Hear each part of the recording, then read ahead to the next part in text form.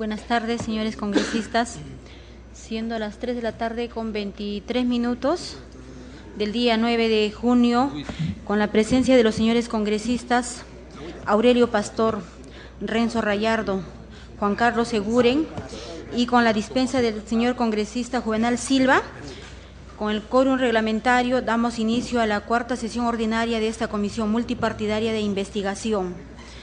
Colegas congresistas, el señor David Lemor se encuentra ya más de 20 minutos, entonces sería conveniente, vamos a pasar a orden del día y vamos a proceder a invitarlo. Suspendemos la sesión por breves minutos y lo invitamos a pasar al señor director ejecutivo de Proinversión, David Lemor. Gracias. También le damos la bienvenida al congresista David Perry. Gracias. Reabrimos la sesión y le damos la bienvenida al señor David Lemor, Besdín, director ejecutivo de Proinversión, igualmente a los señores funcionarios que lo acompañan. Seguidamente le cedemos el uso de la palabra al señor David Lemor. Gracias. Gracias, señora congresista. Por su intermedio también el saludo a los congresistas miembros de esta comisión y a todos los presentes. Agradecemos la invitación de esta digna comisión para informar sobre algunos puntos específicos que nos han requerido en una comunicación previa. Primero quisiera disculpar mi imposibilidad de estar presente el lunes pasado, ya que recibí una situación el viernes anterior al lunes y el mismo día contesté, señora presidenta, excusando mi presencia para ese día lunes por lo ajustado del tiempo y por lo recargado de la agenda que teníamos en ese momento, y lo solicité una nueva fecha. Agradezco que me hayan dado esta oportunidad rápidamente para poder exponer y responder a los requerimientos que nos han hecho llegar. Atendiendo a la solicitud de esta comisión, voy a responder a los requerimientos de información sobre el proceso de la concesión de la IRSA Sur, importante y vital vía de transporte para el desarrollo de las regiones de influencia, que son Ica, Arequipa, Ayacucho, Apurímac, Cusco, Madre de Dios, Puno, Moquegua y en general para todo el Perú.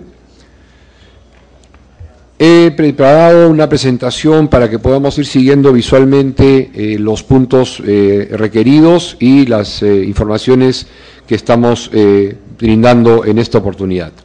En primer lugar, quisiera hacer un recuento de por qué concesión, por qué se concesiona, no solamente la IRSA en este momento o en este caso, sino en general. Y hay varias razones, pero mencionaré dos o tres de las más importantes. En primer lugar, porque en una concesión el concesionario financia a plazos el costo de la obra al Estado, porque comparte los riesgos, que de otra manera los asume el Estado en su totalidad, y porque permite la sostenibilidad del servicio vial eficiente durante los 25 años de la concesión.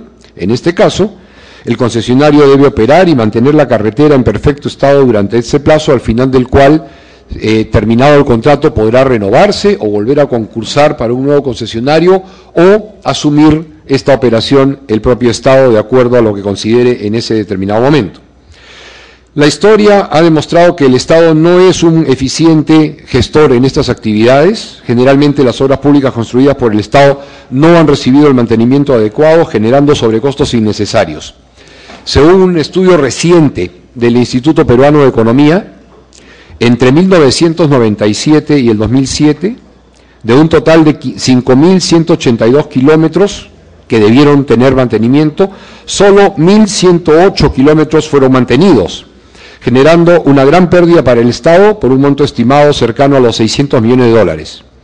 Si se hubiesen invertido los 97 millones de dólares que debía costar el mantenimiento de estos 5.100 kilómetros, durante ese lapso se hubiese evitado tener que reconstruir buena parte de estos kilómetros con un costo actual superior a 700 millones.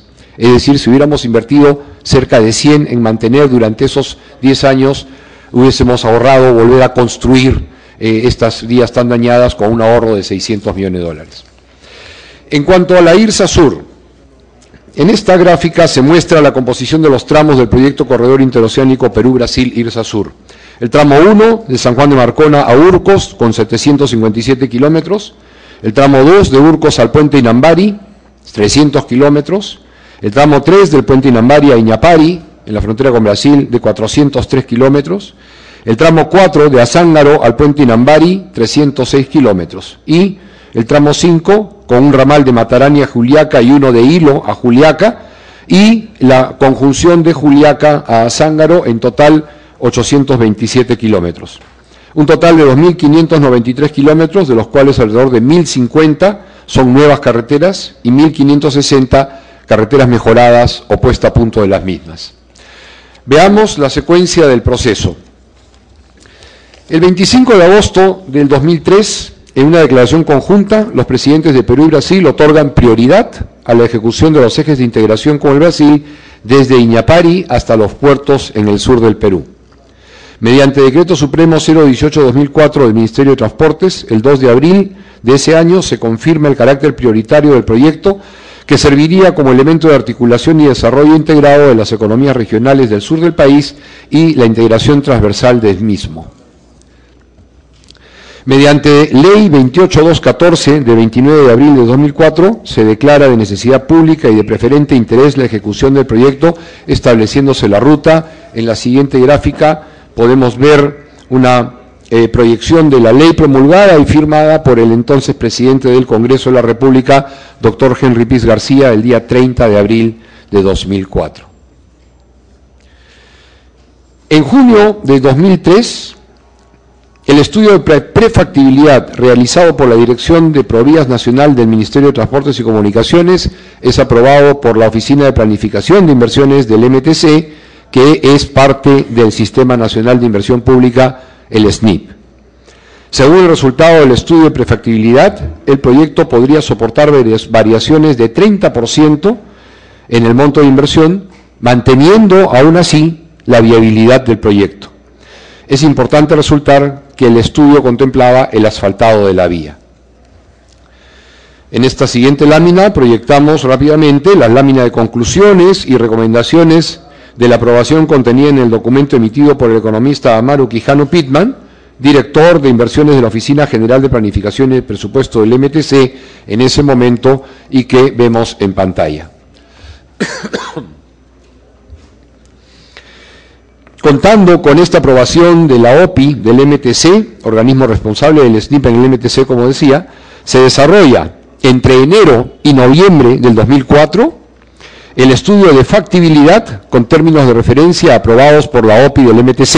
En la lámina pueden ver ustedes la cantidad de tomos y los volúmenes, lo voluminoso de este estudio. Es decir, no se hizo sin estudio. Hay un estudio voluminoso que fue encargado y que en su momento fue entregado a Proinversión, aprobado por el Ministerio. Dicho estudio contemplaba para un horizonte de 25 años contados desde el inicio de la construcción una rentabilidad económica del 24.7% anual, lo que superaba ampliamente los requerimientos del SNIP, que en ese momento eran del 14%. Aquí vemos estos 53 tomos del estudio de factibilidad. Como se puede apreciar, entonces, sí se hicieron los estudios para desarrollar la concesión, y es en base a estos estudios que Proinversión, por encargo del MTC, realiza la licitación en la modalidad de concurso de proyectos integrales. El 25 de noviembre del 2004, el Ministerio de Transportes aprueba administrativamente el estudio de factibilidad del proyecto integral para los 5 tramos, realizado por el Consorcio Vial Sur, y determina que los desajustes, errores, defectos u omisiones de dicho estudio que no haya sido posible detectar por Provías Nacional y que se presentaran después de la resolución directoral mencionada en la lámina, la 828-2004, serían atribuibles al consorcio ejecutor del estudio, lo cual se establece en la extensión del contrato para el estudio hecha entre el MTC y el consorcio ejecutor del estudio. Luego, con fecha 26 de noviembre de 2004, Proinversión recibe del MTC el estudio de factibilidad realizado por el consorcio Vial Sur. El 21 de diciembre del mismo año, la Resolución Suprema 156-2004, Economía y Finanzas, encarga a Proinversión llevar adelante el proceso.